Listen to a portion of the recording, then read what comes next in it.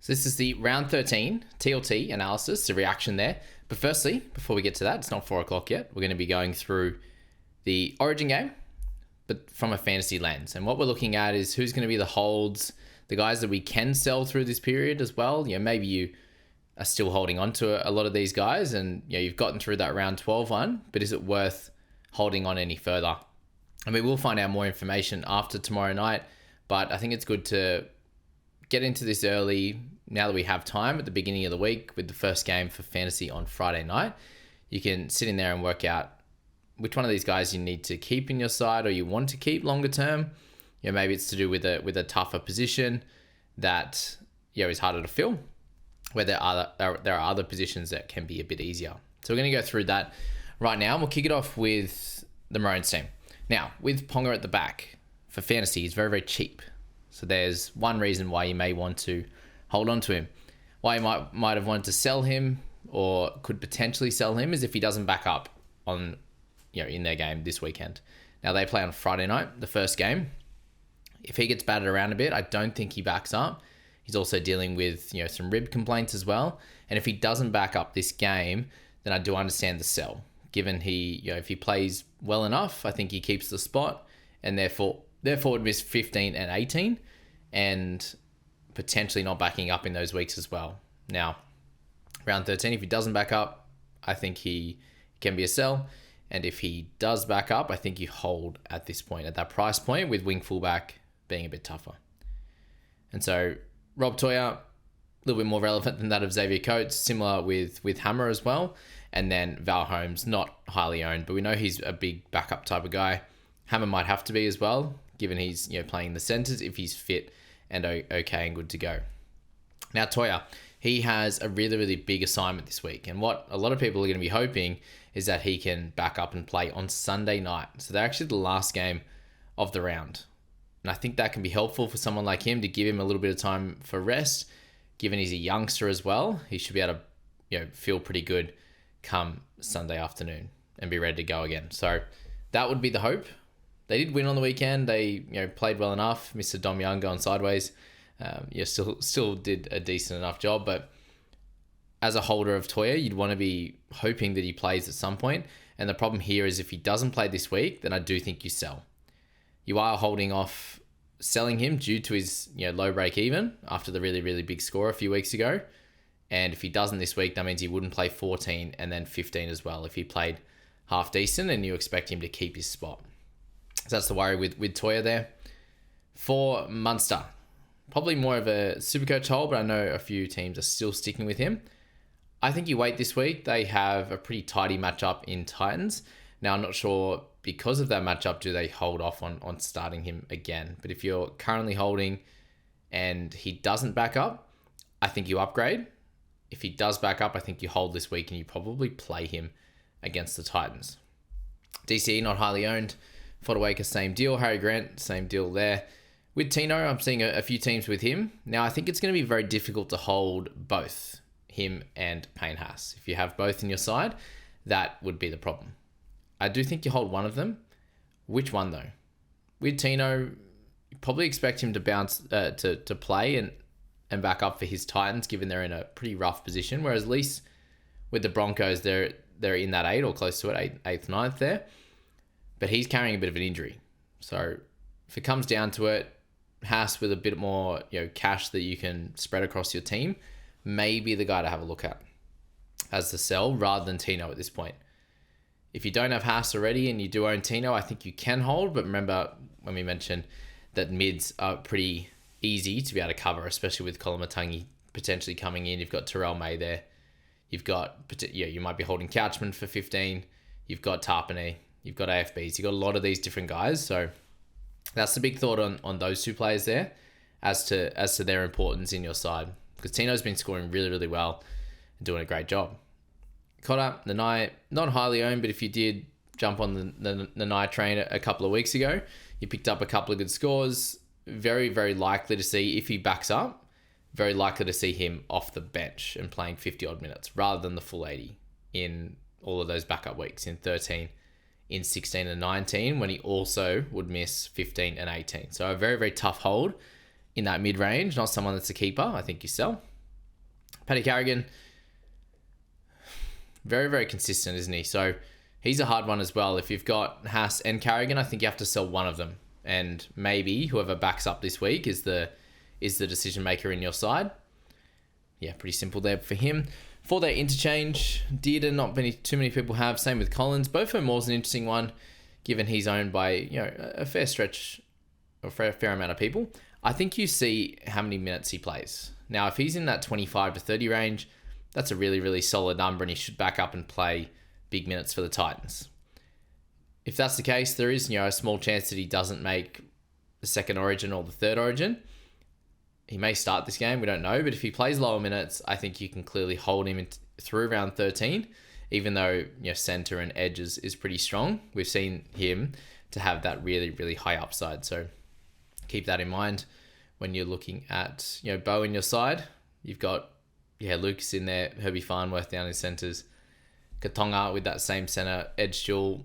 We're going to be looking at guys like Aitken.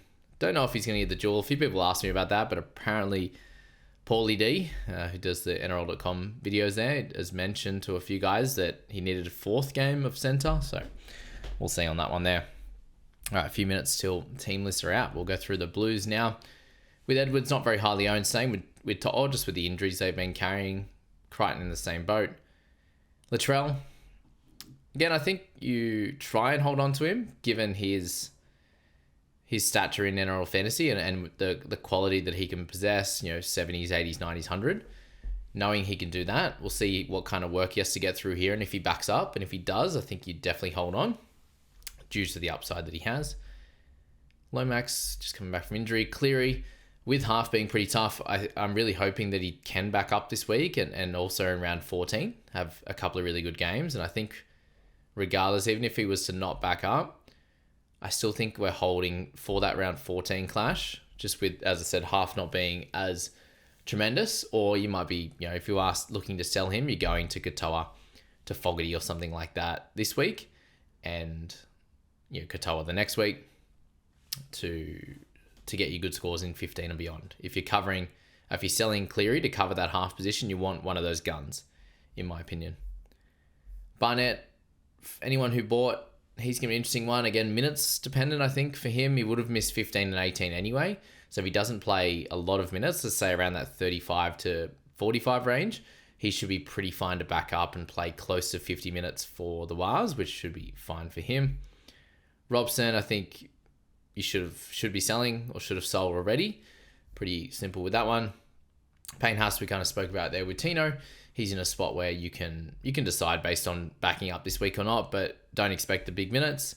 The good thing with Haas, though, is that he can score really well in lower minutes. And now he's dealing with a quad issue. It sounds like Crichton's dealing with the same thing. Haas will be right to play, but will he be able to back up in their game following Origin? I'm not sure, and I don't think it will happen. Angus Crichton, if you've been holding on, he just misses too many games, unfortunately, so make sure you sell him along with Connor Watson. Now, when I say you must sell them, it's if you've got through this week and they back up, let's just say Crichton plays the full 80, he then backs up for the Roosters. I think you can hold this week and play him, given we know he's got upside. Connor Watson's in the same boat. If he plays 25, 30 minutes, 15 minutes, whatever it is off the bench, and he backs up, you take his score this week, you play him, and then you deal with him as probably a sell in round 14. And same with Crichton. I don't think you can hold him through again, but I think you can take a score from him this week. Spencer Lenu, the same thing. Not that many people own. Max King, unfortunately, I think you would have had to have sold last week. If you didn't, I still think it's a good opportunity to sell. Although, with him being one of the last picked on that interchange, is that final middle forward, there is a chance that he does miss out in next Origin. So you could hold on. Instead of holding on Haas or something like that, you could hold on for King. And if he doesn't make the Origin side, he can help you in round 15. And Isaiah Yeo, I had him as a sell weeks ago in their buy. If you still held on to this far, then I do think you hold on now until round 15 and then make that decision there. Would be how I play that one. Hudson Young, with the minutes that he plays off, that he's going to play off the bench, if he sticks in this side, he misses 12, which he's already gone through, 15, 18, and then 19 with their bye. So that makes it a bit tough, but he has been the best edge in fantasy and Supercoach as well. So that's where holding him could be good news, good for your side as well if he is to play lower minutes off the bench. But again, we don't know how many minutes he's going to play. If it's 20 or 30, then he should back up and play the full 80, I'd imagine, for the Raiders in the weeks after that, which is cool. So yeah, that's all the my origin thoughts there. We will, when we do the videos on Thursday, come out with my thoughts, or if we get any information on some of these guys, we will go through that. And now let's move to, hopefully we can get to those team lists, which does tell us that Turbo unfortunately is out. So Blake just can't not get injured, can he? So that cork, he's re-aggravated it apparently in the last game, and he won't be available this week. And now team lists round 13. Straight into it. That transitioned really nicely. There we go. All right, so round 13, backing up. And what they do with this one, as it says up here, guys, they can put down extra reserves given guys are going to be back from, potentially coming back from Origin, so they can name them and then not have to change their, and ask for exemptions and all this kind of stuff. They can just name them as extra players and make decisions from there. Now, with this Dragon side, Toby Couchman. Oh, is he back? Back a week early. I don't know if that helps me or not. Does that mean he just loses some cash? Wow. Well, that's great. That means if he's named on the bench here, then he should be back next week in a fairly full capacity. That could be pretty cool. Now, I don't know how much this hurts Hamish Stewart when you've got DeBellin and Clemmer. DeBellin may switch with Couchman. In that starting side, you've got Pacifica Tonga and Blake Laurie and Ray Gouler in the 18. So that's interesting there if he's returning back, or they're just going to leave him in the reserves there or not. And Ray Gouler's the 80th man as he closed in on return from a shoulder injury suffered in round 9. So they do have Toby and Ray Gouler returning. And with Dylan Egan out, there's a little bit of a worry on Hamish Stewart and his minutes. Like, is he actually going to keep that 13 role or not? He definitely could, but how many minutes are going to be there if you do see Emre and Toby returning back in with Dylan Egan, the only one out of this side? That's going to be the big question, I think, there. For their backs, nothing else changes. Like, Holmes has just been named straight up, which is good. And is he their only Origin guy? Yeah, definitely. Now, Cook and Little, the question there is going to be how they play them going forward. These guys are done with their second bye now, which is great. But is it going to continue playing out this way of like it happened last week with Cook playing the big minutes and Little coming on and doing a great job? I think it should, but will it? Now, Toby Couchman, that's massive that he's named on the bench already. First game. Oh, it means we can loop. Well, that's a win. There you go. Good news all around. King Tonga, an easy guy that you can keep on your bench, but you could also sell as well. Now, Ponga on their side of things has been named for the Knights there, which is good signs, but that does push Fletcher Sharp back to 6. And look, I don't know where's better because last week was awesome. Him at 1. Dylan Lucas with Kaipis Paul in the back row. Thomas Cant continues on the bench. Adam Elliott is back in that starting side. Where's Elliott? Oh no, he's out, sorry. Elliott is out of there. And that keeps things fairly similar with Leo Thompson just returning back to his starting spot, which should be fine this week. We have the delayed concussion symptoms into gastro, so hopefully he's all good. Those outside back cheapies, not really of note there. And then Dane Gagai, good score. Just hold on tight. I don't know if you buy at this point. Thomas Cant, if you do own him still, make sure you sell. I saw him in a couple of teams today. For the Titans there, we see Brimson in at 6 with Campbell at 7, and they've gone Kieran Foran at 14 again. Wow, so they went back on what they'd been doing. And I think this is continues to be great news for JC. With him at 7, you're partnered with Brimson. Does this actually stay as is, or does Brimson move back to fullback and Foran comes in at 6? I don't know. It looks like they've thought about this all preseason, and the talks were that he was going to be the 14, and they went back on that last week, but we'll see if that continues in this one. Randall and Fermor in the back row, so it looks like Bo's all set there. But again, things can change post-Origin, and we just got to follow all that news over the next few days, the following days after Origin. They're back 7. Yeah, Campbell's still a great buy. We'll talk about him in more detail as to if you really need to get him now or you want to wait. For the Storm side of things, Pappenhausen gets through that first buy. They do still have round 15 buy. And the main guy I would look at here is Eli Katoa. Probably more at a Supercoach, from a Supercoach standpoint. But still in a good spot here. And, someone like him will be pretty interesting post their round 15 buy. So be aware of that.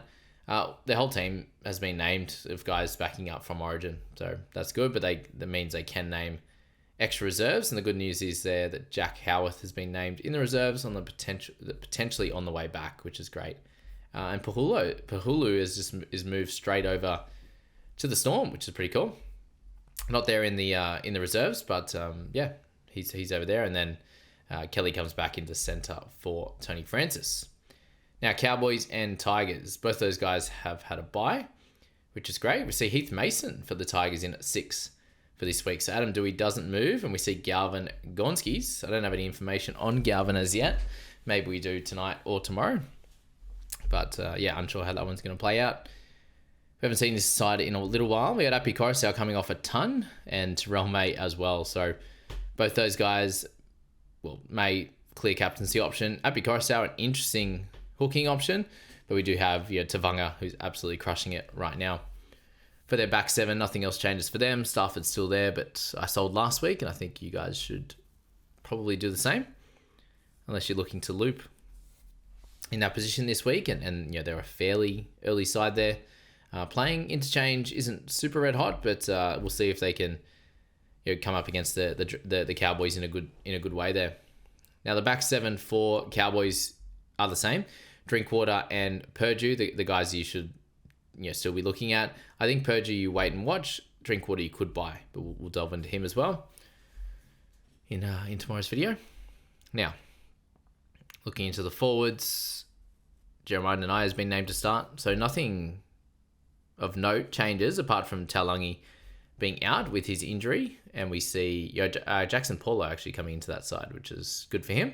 Hopefully he can play well, and we do have Braden Burns returning from injury as well as a chance to come into that side with Lockie Galvin being out, and it looks like we've got Latu Fainu back from injury next week, so if that's the case, he's likely to come into 6. I wonder if that will stick, but I suppose there's no real reason why it wouldn't unless they're moving Dewey to 6, but I think they experimented with that. It didn't work super well, so maybe they'll just leave Mason in there for now, keep Dewey where he will play for the rest of the season, and then do that straight swap the following week, and they can hope for a win.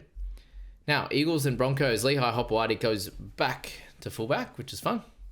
We still see Garrick and Saab together, Kohler and Tommy Talau, has definitely had decent games there, but it'll be fun to see Lehigh back there, although, just bought him in Supercoach. He's actually had a couple of good games there with scoring tries, and he got a double on the weekend.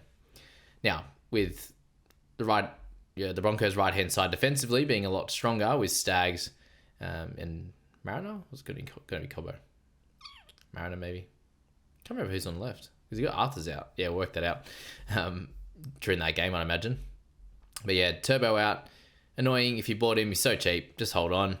Following that 40, DC has been named to play. Looks like the majority of Origin guys are going to be sweet. But Take Aho is the one out of this side, unfortunately. And we don't see Gerbo come back. So now with Croker, Waddell, Brown, and Lodge, it's the same bench for, with Aloe returning into that side, Bullymore starting with him. Now for Jazz, this probably means good things again in terms of scoring. I was kind of hoping that he'd get a bit of a rest in this week, given we don't need him as much. But I do think you can play him at 9 fairly comfortably now. The question's going to be now, in the mids, how many mids do you have? And how many good mids are going to miss out? So could you play... You couldn't really play Tamanga over any of those other guns. No way you're playing him over Tarpany and these types of guys. So Loop City in the mids right now, and if you have a hooker that is out, then that would be really ideal to loop in that position as well. I'm sitting with Clark, Jazz, and Riley Smith now, which is a bit tough on that one. But yeah, it looks like they did say they were looking at potentially a conservative approach with Gerbo, and that's exactly what we've seen here so far hopefully he's all good. And Takauho with a calf injury, I believe, for him. So, yeah, with Burbo's illness, he's back, which is good. Yeah, calf injury. And then just another week for Gerbo to recover, which is good for him. And, yeah, Broncos, no changes for them. We have seen Payne Haas and Carrigan both named to start. So, again, with that, we'll just see what happens there. They haven't changed their team too much. Ben Takura does come into the side, though, which is cool for him. Walters, Jensen, Pikura on that bench. We could see a change in that starting side with the back row, and then we'll just have to wait and see with the Origin guys backing up. So yeah, at this stage, they've all been named. Rabbitohs up against the Wars on Sunday at 2 p.m. For the Bunnies, the Trell's been named, which is good. For any owners there, Sullivan partnered with Humphreys. We have Keon in 10, which is good. Lockie Hubner in this 13 still, and Ewan Aiken in the back row. So team's looking fairly well set. Jai Gray in the 14, which again should mean good minutes for Colo. And Aiken looks pretty safe there with just 3 middles on the bench there. No Jacob Host looking to annoy anyone, but I think Ewan Aiken's at a stage where he's the 80-minute guy, and Duncan could change week to week, which makes sense there. And now for them, it's really just those guys that you want to look at, and it all looks clean. Hubner you could sell if you want there as well. And for the Wars, we're seeing Lea Ta'ua and Bunty Afoa both out in this one. Bunty was making some heavy runs last week. Now, when we're looking at that side with Lea Ta'ua out, we see Rocco Berry return. The 2 wingers are there, set and ready. Fish Harris and Barnett named. Fish makes sense, given it was just a suspension, and Barnett named to back up if all goes ahead. Now, in this game, Aaron Clark could get a few less minutes, but he's also been playing in the 60s generally with those big dogs, and really good minutes that last couple of weeks ago with Fish there as well. So I don't think it changes too much, especially when you've got an outside back or a half in your interchange. You've got Halasima moved back to the bench, which is probably the big one there, with Capewell and Murata Niokore both named to start. And now I think regardless, now with this news, he's closer to the bench. He could be named to start. I think he's someone you could potentially have on your sell list, and we'll discuss that a little bit further. But keep that in your potential trade thoughts. And Aaron Clark, could you buy now? Probably wouldn't buy now at this price point, but he continues to dominate, so I suppose you could and maybe get away with it. But there are a lot of good hookers now, as he said, with Jazz and the like there, who I'll speak about is still maybe a potential buy. Now the Panthers, they have named Cleary, which is good news for myself, and I imagine a lot of you guys. Back five's been named. Yeah, I haven't seen one Origin guy not named to return. Just in the starting side, I know a lot of times they put him in down deep in the reserves, but yeah, it looks fine at this point. Isaiah Yo's been named. Their team changes with Jesse McLean coming out for To'o, and Liam Henry coming out with his suspension as well. Brad Snyder misses a side. Paul Alamotti in the 23. So Jenkins at wing, Casey and Isaac Tungo and To'o. Yeah, so is Brian going to go to the right and Jenkins down the left? That might be the play, hey? So this one's interesting, and I also think this is an interesting game, given people like Isaiah Yongi in a situation where he's doing really well. He's in my side. I really hope that I can just straight up play him this week. But I do think it depends. They got absolutely smacked last week and didn't look very good. It will depend on if these guys back up or if there's any injuries. But if they've got a team like this, it's fairly full strength. And I do fear for the Eels in this one. And I fear for my straight up playing of Iongi after last week was really good. So something to think about. Josh Papali continues his keeps his place on the interchange. He did a really good job. And Will Penasini is out of this one, which sees Sam Rani and Sean Russell in the centres, with Lomax returning if all goes well in Origin, with Adokar on the other side. So this team here, Jack Williams is probably the wild card and the pod play, but they do miss round 15-18, to be aware of that. Katonga, going to be a fun play as well, or we can do some looping in that position there. And then Hopgood got a few more minutes last week, but will that continue with the way this is going to play out? I'm not sure, but it was good to see him there. I can't push him as a buy at all, given where we've been with him lately. Now the back seven for the Roosters, it does stay exactly the same at this point, apart from Rob Toyer being named to start in return. So if he doesn't play, you'll expect Dom Young there. We have Sanders Smith with Savala. We have all the Origin guys named to come back, which is good. Still no Nat Butcher.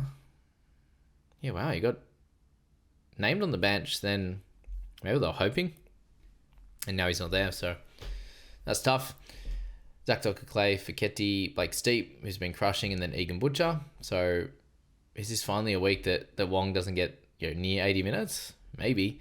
We'll see how guys like Watson back up and how they're feeling. Collins as well, Angus Crichton, they could all get rest. We don't know at this point, but yeah, that's that. Docker-Clay on the bench like we expected. Teddy, definitely a decent option. We'll talk about him. We'll talk about Wangi Tuaze as well. Smith, Savala, all as thoughts this week. Watson I said to hold if all goes well with him. And Wong's an interesting one as well. So we'll discuss him in the holds and the sells as where his importance lies in our team still. And for the Raiders, back seven, all the same. Fogarty, a really fun pick if you need a half this week. He'll do a great job. Each and every week, as we know, we see Owen Paddy coming into number 9 with Starling out for the week. So congrats to him getting that opportunity, which is great. Hudson Young named to return. Hosking name there, so it sounds like all will be okay. Minutes-wise, probably expecting near the 70 again, the high 60s mark. And with Smithy's playing really well, that's a small worry on minutes for guys like Horsburgh and stuff as well. Tarpany should be pretty similar, mid-50s minutes. There for him. And can you buy Smithies now? Probably not. Tarpany, I wouldn't buy any more, given the round 15 buy, but a very, very easy hold there. And I think that's all. So there you go, guys. Team list, Origin chat holds from a fantasy lens. Hope that helped you guys heading into round 13, and we'll get into a bit of a deeper dive across the next few weeks on how we navigate the rest of the buy period and keep ourselves on the right track. Triple digits this week. I can't wait. It's going to happen. Thanks, guys. We'll see you in the next one.